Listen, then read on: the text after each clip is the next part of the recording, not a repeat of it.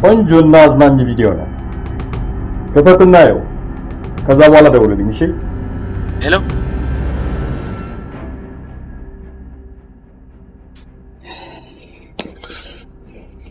ምንድን ነው የምሰማው? ሲምባ ደውሎልኝ እኮ ተፈራ አዲስ ቪዲዮ ልኳል አለኝ። ብቻ አምራን የሆነ ነገር አድርጓት እንደሆነ ሲጀመር የእሷ እዛ መገኘት አልደረኩት። ድራማችንን አቆብናል ማለት ነው። የምን ድራማ? ቤተሰብ አጠገብ እንዳደርስ ብዬ ላስፈራረው ቤት ድረስ ሄጄ ነበር። ምን ዳዶ ነገር ቢያደርግስ? ይህ ምን መዳፈር ነው? እስኪ መጀመሪያ ቪዲዮ ምናልባት እኮ ስለ አምራን ላይሆን ይችላል አይደል?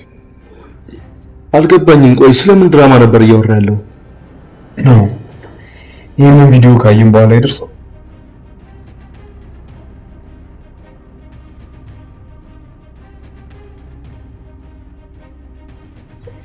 ስሜ ማክዳ ይባላል።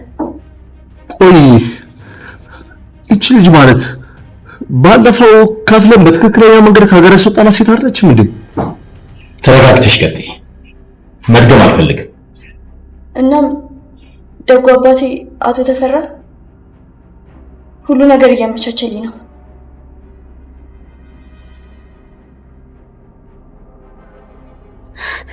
እዚህኛው መሳሪያ ላይ ቀላስ አስገባ ይችላል አይደል? ይኸውልሽ በአሁኑ ማተኩሽ ከሆነ የመጀመሪያ ሟች ራስሽ ትሆኛለሽ።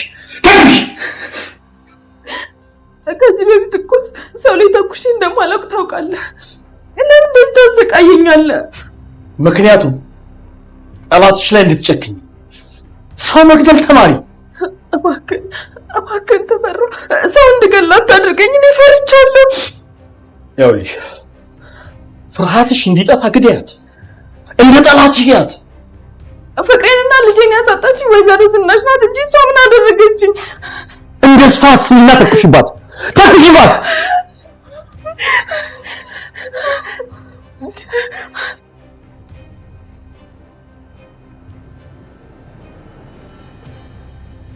አምራን ውለታው ያሉላትን የሌኩን ቤተሰቦች ከገቡበት ችግርና መከራ ለማውጣት ስትል ራሷን ማትወጣበት ከባድ የሆነ ችግር ውስጥ ከታለች። አቶ ተፈራን አታላ ቤቱ ድረስ የገባችው አምራን መጀመሪያ ላይ ነገሮች ተመቻችቶላት የተፈራን ትንሽ እምነት አግኝታ የነበረ ቢሆንም ነገር ግን ሰው በሙሉ ልቡ ማመን የሚባል ነገር ያልፈጠረበት ተሰማ። ለክትትል ቦርሳዋ ውስጥ ባስቀመጠው ማይክ ባገኘው መረጃና በሷ ሁኔታ ላይ ትልቅ ጥርጣሬ ውስጥ ገብቶ እምነቱን ለማግኘት ሰው መግደል እንዳለባት ያ ካልሆነ ደግሞ ራሷን እንደምትሞት ዝቶባታል። ከዚህ አስቀድሞ ተፈራ ቤታቸው ድረስ ገብቶ ባደረገው ነገር እጅጉን የተደናገጡት የሌኩን ቤተሰቦች ሁሉም ተረጋግተው ማድረግ ስላለባቸው ነገር መወያየት ባይችሉም ናሆምና ሲምባ ግን ቤተሰቡን ከዛ ጭንቅ ውስጥ ለማስወጣት አንድ መንገድ ላይ ተቀጣጥረው ማድረግ ስላለባቸው ነገር መነጋገር ይጀምራሉ። ሲምባም ይቀጥልና ጩና ግን እንዴት ናት ብሎ ሲጠይቀው ናሆምም አሁንም አይሲዩ ውስጥ ነው ያለችው፣ ምንም የተለየ ነገር የለም፣ ዳጊ ግን በጣም ተጎድቷል፣ ይልቅ በእልህ ተነሳስቶ ያልተገባ ነገር እንዳያደርግ አጠገቡ እንድትሆን ስለፈለኩ ነው አንድም የጠራውክ ብሎ ሲለው ሲምባም ለሱ አታስብ፣ ያከንቱ ግን ለሁለተኛ ጊዜ የእጁን ያገኛል ብሎ መዛት ሲጀምር ናሆምም ተረጋጋ እንጂ ሲምባ፣ ድንገት በተፈጠረ ነገር ሁላችንም ስሜት ውስጥ እየገባን ያለ ይመስለኛል፣ ያ ደግሞ ለቤተሰባችን አደጋ ነው ብሎ ሲለው ሲምባም ናሆም እሱን ለፍርድ ማቅረብ እጃችን ላይ የጽሁፍም ሆነ የቪዲዮ ማስረጃ አለን፣ ተመልከት፣ ግን ምንም ማድረግ አልቻለም፣ ጉልበት ከመጠቀም ውጪ ሌላ አማራጭ ያለን አይመስልኝም ብሎ ሲለው ናሆምም አዎ ልክ ነህ፣ ግን ደግሞ ለሱም ቢሆን የተሻለ እቅድ ያስፈልገናል እያልኩ ነው፣ ስሜታዊ ሆነን ቤተሰባችንን የማይሆን ነገር ውስጥ ከምንከት የተሻለ መንገድ መጠቀም መቻል አለብን ይለውና ተስማምተው ወደ የስራቸው ይበታተናሉ። በዛን ሰዓት ተፈራ ቤት ውስጥ ለብቻው ቆሞ ባለበት እነ ሌኩን ያስመለጧት ልጅ በፍጥነት ጉልበቱ ስር ሮጣ ተንበርክካ መለመን ትጀምራለች። እባክህ ጌታዬ፣ እባክህ ይቅር በለኝ፣ ለቤተሰቤ አንድ ልጅ ነኝ፣ የነሱን ህይወት ለመቀየር አስቤ ከሀገር ለመውጣት ነው ወደዚህ የመጣሁት ብላ ስትለው ተፈራም አይዞሽ የኔ ልጅ ተነሽ፣ እኔ ምንም ነገር አላደርግሽ ብሎ ሲላት እሷም የእውነትህን ነው ምንም አታደርገኝ ብላ በፍርሃት ተጠይቀዋለች።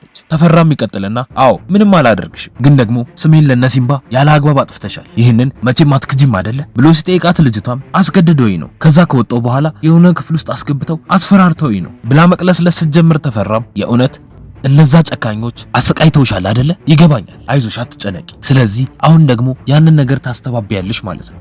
ንገርኝ እስቲ አቶ ተፈራ ማን ነው ብሎ ሲጠይቃት እሷም ጋሽ ተፈራ የድሃዎች አባት ደግ የዋህ ሰው ነው ብላ በፍርሃት ትመልስለታለች። እሱም እየሳቀባት አልሰማውሽም፣ እስቲ ጮክ ብለሽ በድጋሚ ንገሪ ብሎ ሲላት ልጅቷም ጋሽ ተፈራ የደሃ አባት ደሃዎችን የሚረዳ ደግ አባት ብላ በድጋሚ ትነግረዋለች።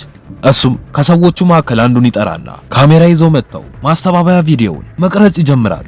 ሁኔታዋን የተመለከተው ተፈራም በንዴት መጀመሪያ ሪላክስ አድርጊ፣ የፈራሽ ወይም የደነገጥሽ አታስመስይ፣ ቆይ እስኪ ይህኝ እስቲ በደም እኔ ያስፈራለሁ ብሎ ሲጠይቃት እሷም ኧረ በፍጹም እርሶ እኮ ደግ አባት ኖት ብላ ስትመልስለት ተፈራም በህይወት መኖር የምትፈልጊ ከሆነ ፍርሃትሽን አስወጥተሽ የምነግርሽን ብቻ ነገር ትያለሽ ይላትና ተስማምተው ቪዲዮውን መቅረጽ ይቀጥላሉ። በዛን ሰዓት ላይ አምራንና ፋኑኤል ተገናኝተው እያወሩ ነበር። እሷም ተቀጠለና የኔ ውድ ግን ደህና ነህ? በጣም የተረበሽክ ትመስላለህ ብላ ስትጠይቀው ዶክተር ፋኑኤልም ደህና አይደለሁ፣ በፍጹም ደህና መሆን አልችልም ብሎ ሲመልስላት እሷም በድንጋጤ ቆይ ምን ተፈጥሮ ነው? በሰርጉ ምክንያት ነው እንደዚህ እየተጨነቅ ያለኸው ብላ ስትጠይቀው እሱም አይደለም፣ ዛሬ ወደ ሆስፒታላችን አንዲት እድሜዋ ወደ 18 አካባቢ የሚጠጋ ልጅ ለመታከም መታ ነበር። በጣም ደክማ ለመሞት ከጫፍ ደርሳ ነበር የመጣችው። አንደኛው ኩላሊቷ ወጥቶ በስትክክል እንኳን አልሰፉላትም ነበር ብሎ ሲላት አምራንን በድንጋጤ ምን የምርህን ነው ፋኑ ብላ ስትጠይቀው እሱም ለመስማት ይከብዳል አይደለ?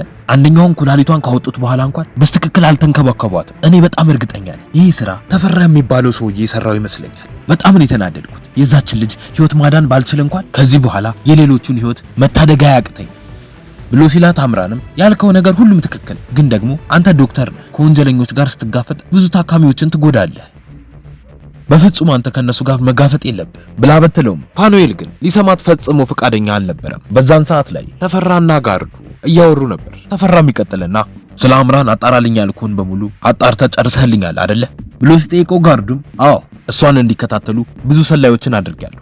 እጮኛዋ አቶ ፋኑኤል ይባላል፣ ሀገሪቷ ላይ አለ የተባለ ሐኪም ነው ብሎ ሲነግረው ተፈራ ምን አልከኝ? ማን ነው ስሙ ብሎ በድጋሚ ሲጠይቀው ጋርዱም ዶክተር ፋኑኤል ነው የሚባለው፣ ተባባሪ ፕሮፌሰር ነው፣ የራሱን ትልቅ ሆስፒታል ከፍቶ እየሰራ ነው ያለው ብሎ ሲነግረው ተፈራም ጥሩ ከዚህ በኋላ እሷንም ሆነ ዶክተሩን በደንብ ተከታተላቸው ይልና ያዘዋል። ከትንሽ ቆይታ በኋላም አምራንና ናሆም አንድ ቦታ ተደብቀው ለብቻቸው ይገናኛሉ። እሱም ይቀጥልና አምራን ለምንድን ነው እንደዚህ ባስቸኳይ እፈልግሃለሁ ያልሽኝ? ደግሞ ለምንስ ነው በዚህ ደረጃ ራስሽን መቀየር የፈለግሽው ብሎ ሲጠይቃት እሷም አቶ ተፈራ ቤት እንደምንም ብዬ ገብቻለሁ። እንደዚህም የለበስኩት ሰዎች ልኮ እየተከታተለኝ ስለሆነ አቶ ተፈራ ነበር እቤታችሁ ድረስ መጥቶ ሙሉ በሙሉ ሊያቃጥላችሁ የነበረው ብላ ስትነግረው ናሆምም ይህንን በፍጹም ማመን አልችልም አምራን፣ ከመጀመሪያውኑ እኮ እንደዚህ አይነት ትልቅ እብደት ውስጥ ስትገቢ ለኔ በቅድሚያ ማማከር ነበረብሽ ብሎ ሲቆጣት እሷም በመጀመሪያ ባማከረሽ እንደማትለኝ በደንብ አውቅ ነበር። ስለዚህ በራሴ ነገሮችን ተጠንቅቄ ለማድረግ ወሰንኩና ገባሁ። አንተ መጨነቅ አይጠበቅብህም፣ በምንም አይነት ሁኔታ ሊያውቅ አይችልም ብላ ስትለው ናሆምም ተይ እንጂ አምራን፣ ሰውየው እኮ እንደዚህ በቀላሉ የሚሸወድ የዋዛ ሰው አይደለም። ተፈራ ህፃናትን ወደ ውጪ ወስዶ የሚያሳክም አስመስሎ በህፃናት አሻንጉሊት ውስጥ እጽ እያዘዋወረ የሚነግድ አደገኛ ሰው። ይሄን ብቻ አይደለም ሴቶችን ወደ አረብ ሀገር ወስዳለሁ እያለ አካላቸውን አውጥቶ የሚሸጥ ጨካኝ ሰው ነው። ቆይ ታዲያ እንዴት ነው እዚህ ሰውዬ ቤት ስትገቢ ዝም ብዬ ማይሽ ብሎ ሲላት አምራንም ነገሮችን በጥንቃቄ እንደምታደርግ አሳምነው ሁለቱም ወደ የስራቸው ይበታተናሉ። ከዚህም በኋላ ነው አምራን ወደ ተፈራ ቤት ሄዳ ልጅቷን እንድትገድል ያስገደዳት። በቀጣይ ምን የሚፈጠር ይመስላችኋል? ሐሳብ እንዲሁም አስተያየታችሁን ኮሜንት ላይ ጻፉልን።